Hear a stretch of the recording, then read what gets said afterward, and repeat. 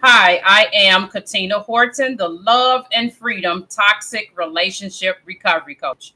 And today's Bible teaching is entitled Five Things Trump Cards Do, Part 3. This is the final Bible teaching in this series. And so for today, we're going to go over points 4 and 5. And before we get into those 2 points, I just want to remind you that we do what? We wear ties so that we can make an impact. That means we're analyzing, we are troubleshooting, implementing, empowering, and impacting the women in our homes, in our communities, and all around the world. And the quickest and easiest way for you to do this is to do what? Is to hit the like button and to share this message. So without further ado, I want to get to point number 4, right? The fourth thing that a trump card does, right, is that it serves as a guise for flat out lying, dishonesty, and poor character. When we use a trump card to cover up the real problem, it says a lot about our own character, right? It shows people that we are not a person of integrity, right? And when we are people of integrity, that means we can take all the different things that have happened in our lives, whether it's traumatic events, whether it's our neighborhoods we've lived in, whether it's the schools we attended from grammar school all the way up to adulthood, whether it's the parks we visited, the museums we visited, right? The different trips that we went on. We can take all of those different parts, right, and put them into a whole and realize that each and every event, right, each and every place we visited, each and everything that happened to us is a part of making us who we are, right? It doesn't define us. However, each of those different experiences helps to be consistent, right? Our wiring and character and makeup is consistent of each of those different experiences, right? And so what happens is that when we compartmentalize, it's the same difference as if we have a dresser, picture a dresser, right? And we've got 10 drawers, right? And each of those drawers, we decide to put a deck of 10 trump cards, right? In each of those 10 different drawers. And then we say, oh, I'm going to hang out with Mary today. Then I'll open drawer number 2. These are the 10 trump cards I'm going to use if she asks me about whether there's ever been any area I've been violated in my life, right? Then I got drawer number 8. I'll pull this out when I hang with Susan, because that way, in case she asks me anything about have I ever been hurt by the church, I can pull out this deck of trump cards. Then if I hang out with Barbara, I got drawer number 4, and she asks me questions about my parents. I can just go to the idealization version and then pull these deck of trump cards out and use, right? And so what happens is, by it serving as a guise for flat out lying, dishonesty, and poor character, this means that when a person experiences us, they're not sure of which version that they're going to get. So if all those different people we hang out with, they got together in one room and they saw us interact with each of those different persons, they might be like, well, who is she? Right? And sometimes that could be the case when we are around people who are toxic, right? And or emotionally immature, and we're forced to kind of not dumb down who we are, right? And not squash it, but we're not giving them access to all of who we are because of the fact that they don't have the ability to handle it, if that makes sense, right? And the part of handling is I would think of in terms of like them not being able to be trusted with the information you give them, because they're going to use it, especially if it's a narcissistic or toxic person. They're going to use it to gossip, judge, criticize, condemn, right? And all of that, and shame and blame you. And so then that means that what? You're not giving them total access, right, to that gate that's going to open up the whole complete part of you, right? Your whole entire being and your soul, right? And so that could be the case, but I'm talking about the situation where you've used so many trump cards in so many different places in order to have a defense mechanism mode, right? And to cover up and not deal with and heal from your trauma, unresolved trauma and undealt with brokenness, etc. That when people experience you, they never know who it is that they're going to get, right? And so you'll be in a room with maybe 8 to 10 people, and they feel like you a different person with each of those 8 to 10 people, right? And so what happens is that when our individual wiring and makeup is so compartmentalized, that means that we're walking around fragmented instead of being a whole. Integrity means that what is wholeness involved. And so when we have trump cards for different people and different places and different things, right? And all of that different ideas, when we're doing all of that and putting them in different drawers, we're not a whole individual person. And that means what? If we're not a whole person, who is the person going to get? What are they going to get? They're going to get fragments and pieces of us instead of a whole person, right? And I want you to keep in mind, to have a prerequisite for integrity, you have to be able to look at the truth. So if we can't deal with reality, if we can't look at and deal with the truth, we've got an issue right there, right? We cannot heal what we will not reveal. And then what we don't heal, we will spill. Like when they say, oh, she's just bleeding out. That means that individual is walking around with all their emotional issues just leaking out of them, right? And it's so toxic that it's leaking out of them and it's spilling all over everywhere, right? And so that means that we're going to bleed out all over people, right? Trump cards reinforce the bleeding out. Trump cards reinforce that toxic empathy. And so our final point, the fifth point, is that Trump cards lead to an erosion of trust between two individuals over time due to the Trump card user's track record of using their vulnerabilities as leverage for one-upping and blatant refusal to accept responsibility for their actions. I know that was a long one for number 5. I'm going to read it again. Trump cards lead to an erosion of trust between two individuals over time due to the Trump card user's track record of using their vulnerabilities as leverage for one-upping and blatant refusal to accept responsibility for their actions. And according to Dr. Henry Cloud, there are 5 requirements, right? 5 things that's essential in order for us to be able to trust people. You have to have understanding, motive, ability, character, and track record. You have to look at all those 5 areas, right? And so think about it. That point we just gave in point number 4, that looked at character, right? And so in this particular one, we're looking at the track record. When you look at the track record of Trump card users, right? Because they're always using Trump cards to justify and defend their behavior, right? Their irresponsibility. You know, deep down inside, you cannot trust this person, right? I should ask Barbara if she wants to go to the movie theater with me.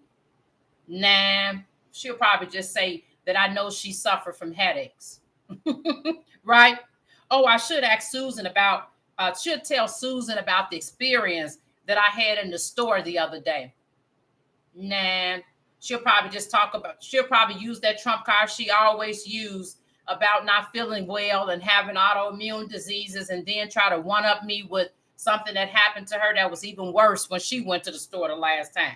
She'll think that her story is worse than mine, and that mine is nothing compared to hers, right? I should ask John if he want to hang out today. No, he'll probably say he's a full-time student with a full-time job, and he has stomach and pancreas issues, pancreatitis and all of that. Nah, never mind. And all of these things might be true about all of these individuals. But remember, as we talked about in the first video on Trump cards, right? The things that Trump cards do. As we talked about before, these things may all be true, that these people are suffering with these things, that we might indeed be suffering with these things. Trump cards, right, is basically covering up, though, the irresponsibility behind it. It's covering up the real issue, right? So Trump cards mean that what? Your issue is so heavy and so important that it's more important than what everybody else is dealing with, right? I got so much going on. This is why my life looks like that. But it's really covering up what the real issue is, right? And so even though they're describing, they got all of this stuff, stomach problems, leg issues, right? Autoimmune diseases, all of this stuff is covering up their real reason of them not wanting to go. them not wanting to be bothered with you anymore. And see, a lot of times what happens too, when it comes to the track record, most trump card users are emotionally immature. And part of emotional immaturity is that, think about a teenager. If they see something or hear of something that sounds more interesting that somebody else says that they're going to do, they're going to hop on that train. So think about an emotionally immature adult, but just think in terms of teenager. This adult hears about what? Betty doing something else, taking her kids to the amusement park. Forget about what you're talking about. They're going to go to drawer number 4, the dresser drawer number 4. Okay, this trump card sounds perfect. I'll use this, right? And then it'll be just so happen you'll bump into Betty at the amusement park with another friend and her kids. You'll bump into her.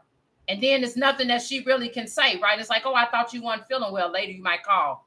Oh, well, my stomach was okay later on. And sometimes that can happen.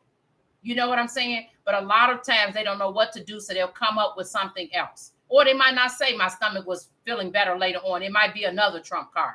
When people are emotionally immature, they are set up on defense mechanisms, right? The last thing they want to do is to actually deal with the truth because they worry about whether they look good or bad at all times, right? And so your trust for these individuals have diminished, right? Because they always use trump cards instead of saying what the real reason is, right? It's not like it's been once or twice. We talking about 10, 15, 20, 30, 50, 100 times they've used these trump cards, right? We know it's part of their MO. And so that's why it becomes a red flag for us. And think about it. Even before we can trust a person, right? Even before, rather, we consider a person as being safe, we got to be able to trust them. So we can't even tell people information that we don't even trust, right? If they're using trump cards all the time, it's like, I'll keep it to myself, or I'll tell other people that's in my circle. I can't even divulge this type of information to this individual when they've shown me they can't handle it. They can't even deal with their own reality. They keep using trump cards for it. So how have they shown me that they can deal with mine? That's just, they can't even hold space for their own trauma and drama, etc., or for their kids or any of their family members. But then we go and trust them with ours? I don't think so, right? And so then what happened, a lot of times they'll say, oh, I never hear from you anymore. Why don't you call me? Why don't we go out like we used to? Once you've heard the trump card so many times, why would you keep wanting to call that individual to do something with them when you know they just going to pull out their vulnerability and use it to one up you and what you've got going on in life? Why would you really want to call them, right? It's no point in trying anymore, right? Especially if you know that this individual is emotionally immature. They're double-minded. They have double standards, right? And then what happens is, like I said, you end up going out and you'll see them with somebody else, right? But then they'll act like once they hear about something you've done, well, you didn't call me, they'll act like they were jealous. They didn't want to be bothered with you, right? If you have a person that's using these trump cards all the time, why in the world do we want to be bothered with that? We don't, right? We'd rather just go on, do what we have to do, and get it done in peace, right? And so remember as well, when you have these emotional immature individuals and they're double-minded and they have double standards, they're also emotionally unstable. And when I think about an emotionally unstable person, I think of them as being like a jack-in-the-box that we used to play with as kids. We're taking it, winding up round and round and round and keep turning the lever. And we don't know when the jack is going to pop up out of the box, right? We don't know when it's going to pop up. And we're just kind of sitting there. It almost makes you kind of anxious too. You know it's going to jump up and you're going to be surprised and you're going to laugh. And at the same time, you're sitting there almost clenching your stomach and your arms and your muscles are kind of tense because you're turning and you're like, okay, is it coming out? And then you start to go real slow. Then you go faster and faster and faster. And then you go real slow because you're afraid of when it's going to come out. So when you're dealing with these emotionally immature people who use trump cards all the time, you're walking around not even knowing when the jack in the box is going to pop out. When I say it's going to pop out, they're going to be a hot mess of emotions, right? And they don't know how to regulate their emotions very well. That's part of emotional immaturity, right? To be emotionally mature is to take responsibility for your actions, not use trump cards, right? To be emotionally immature is to do what? Not just take responsibility for your actions, but part of that is knowing how to self-regulate your emotions. Part of that is understanding that safety is important in order for people to interact with you. Part of that is not attacking people when they tell you something that's truthful about you, right? And having them to feel like they're in a war zone, right? All of that is part of being emotionally mature. And for the emotionally immature, they're double-minded, have double standards, right? And they're emotionally unstable. And in James 1:8, it says what? A double-minded man is unstable in all of his ways. And so when you've proven with a track record that you cannot handle going out with someone, right?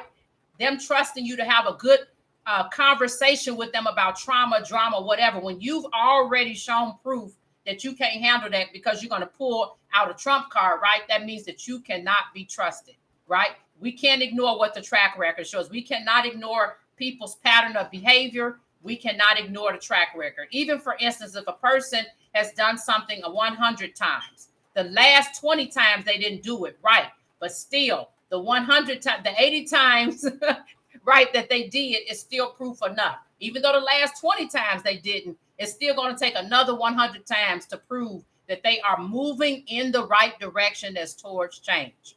You are enough. Reclaim your power, soul, and identity today. And then I want you to reclaim the power, soul, and identity of your calling. Grab your keys to the kingdom and get your inheritance.